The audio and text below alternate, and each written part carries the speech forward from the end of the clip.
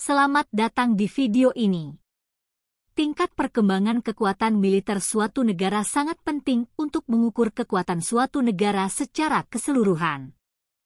Hal ini juga akan mempengaruhi pengaruh internasional dan status internasionalnya. Dengan pesatnya kebangkitan Tiongkok dalam beberapa dekade terakhir, banyak negara terkejut bahkan takut. Amerika Serikat yang berada dalam posisi hegemonik dan negara tetangga Tiongkok seperti Jepang dan Korea Selatan. Oleh karena itu pemerintahan Biden secara aktif menyatukan sekutu-sekutunya untuk membentuk strategi mengepung dan menekan Tiongkok dari segala aspek, sehingga membatasi perkembangan Tiongkok.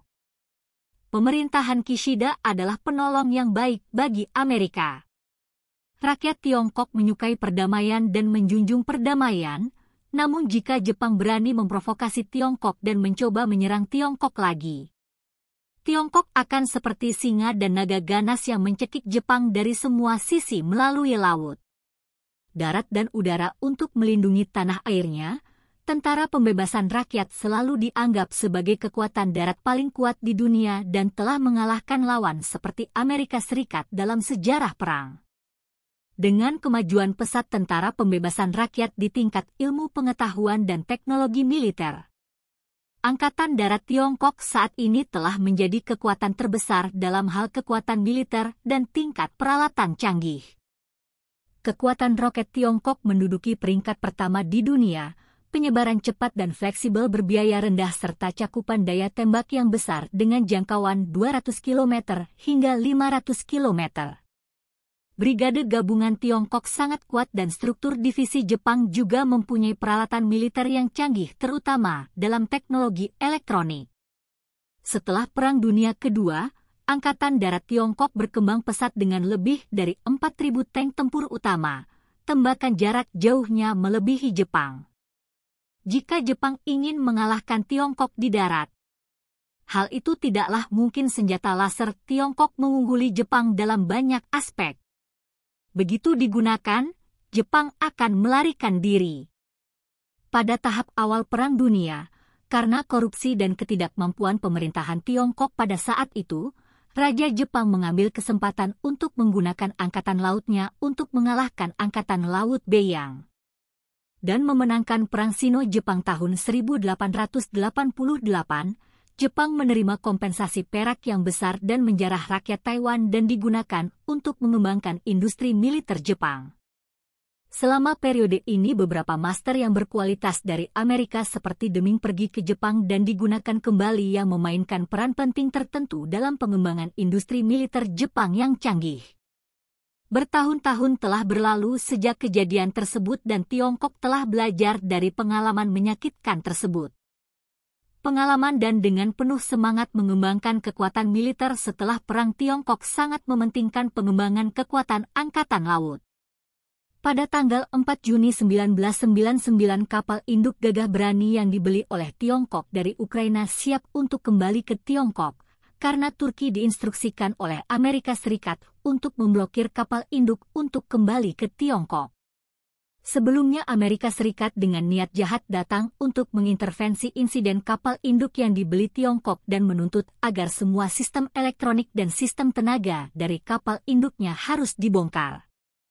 Selama Perang Dingin, dua kekuatan militer besar Amerika Serikat dan Soviet Serikat pekerjanya selain meningkatkan senjata nuklir mereka, juga meningkatkan upaya mereka untuk membangun kapal induk.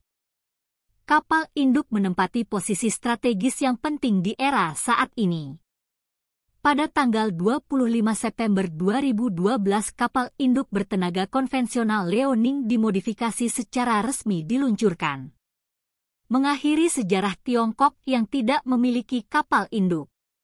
Setelah itu kapal Shandong dan Fujian diluncurkan satu demi satu.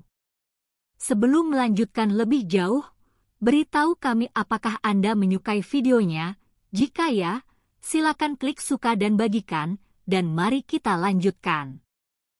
Kapal Fujian harus dioperasikan pada tahun 2024 atau 2025. Pada saat yang sama Tiongkok memiliki 50 kapal perusak dan pasukan bela diri maritim Jepang memiliki sekitar 40 kapal perusak. Karena Jepang adalah negara yang kalah dalam Perang Dunia Kedua, tidak diperbolehkan membangun kapal induk. Kapal selam nuklir merupakan musuh bebuyutan kapal induk. Jepang tidak memilikinya sama sekali. Kekuatan maritim Cina sepenuhnya menang seperti simulasi perang karena Jepang membeli sejumlah besar rudal Tomahawk dan pesawat tempur siluman F-35B dari AS. Tetapi Dongfang 26 yang dilengkapi oleh Tentara Pembebasan Rakyat akan menjadi musuh dari Tomahawk. Rudal Dongfang 26 Tiongkok adalah senjata strategis jarak jauh dengan jangkauan sangat jauh dan dapat membawa 1.300 kg konvensional rudal. Tidak hanya dapat mengalahkan rudal Tomahawk tetapi juga dapat dengan mudah menghancurkan kapal-kapal besar dan bahkan kapal pesiar. Kekuatan serangan rudal ini memungkinkan efektivitas tempur Tiongkok jauh melampaui Amerika Serikat. Keberhasilannya dalam mengalahkan rudal Tomahawk terutama disebabkan oleh sistem panduannya yang canggih dan kinerja penerbangan yang luar biasa. Dongfang 26 dapat dengan cepat menemukan dan melacak rudal Tomahawk melalui sarana teknis canggih sehingga tidak mungkin untuk melarikan diri. Selain itu, kemampuan serangan presisi dari Dongfang 26 juga mengejutkan militer AS. Senjata jarak jauh ultra ini dapat secara akurat mengenai target melebihi target mereka. Ekspektasi pesawat tempur siluman generasi kelima Cina tidak kalah efektifnya melawan F-35B. Jika Amerika Serikat tidak ikut perang Angkatan Laut Cina akan melumpuhkan Jepang dalam waktu 4 jam. Angkatan Udara Cina saat ini menempati urutan kedua dunia dalam hal jumlah pesawat tempur jet yang dilengkapi dengan lebih dari 200 jet tempur J-20, 300 jet tempur J-16, lebih dari 500 jet tempur seri J-10, dan sekitar 350 jet tempur seri J-11 ada 200 jet tempur JH-7, 240 jet tempur J-7, dan 36 J-8 diantaranya jet tempur J-7 dan J-8 sedang pensiun karena peringatan dini UAF. Pesawat pengebom dan pesawat angkut Tiongkok juga lebih baik dari Jepang. Selama Perang Dunia Kedua Angkatan Udara Tiongkok sangat lemah. Namun tidak seperti dulu, sekarang Angkatan Udara Tiongkok akan dapat menekan Jepang pada tingkat absolut. Pada tanggal 16 Oktober 1964 bom atom pertama Tiongkok berhasil meledak di Loknor, Xinjiang. Jepang rusak parah oleh 2 bom atom yang dijatuhkan oleh AS selama Perang Dunia Kedua. Jepang merinding ketika dia memperkirakan apakah Amerika Serikat akan memiliki bom atom yang ketiga. Tiongkok tahu bahwa tanpa bom atom akan diintimidasi AS. Setelah bertahun-tahun pengembangan rudal Tiongkok berada pada puncaknya.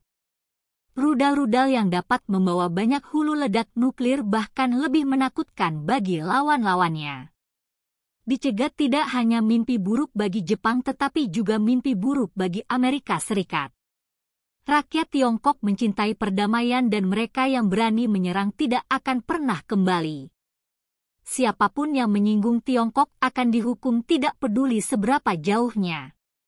Bagaimana pendapat Anda mengenai video ini? Jika Anda punya pendapat, silahkan tuliskan pendapat Anda pada bagian komentarnya. Dan jika Anda suka dengan video ini, silahkan klik like dan subscribe. Dengan begitu kami akan membuat video lainnya untuk Anda semua. Terima kasih dan sekian dulu dan sampai jumpa di video berikutnya.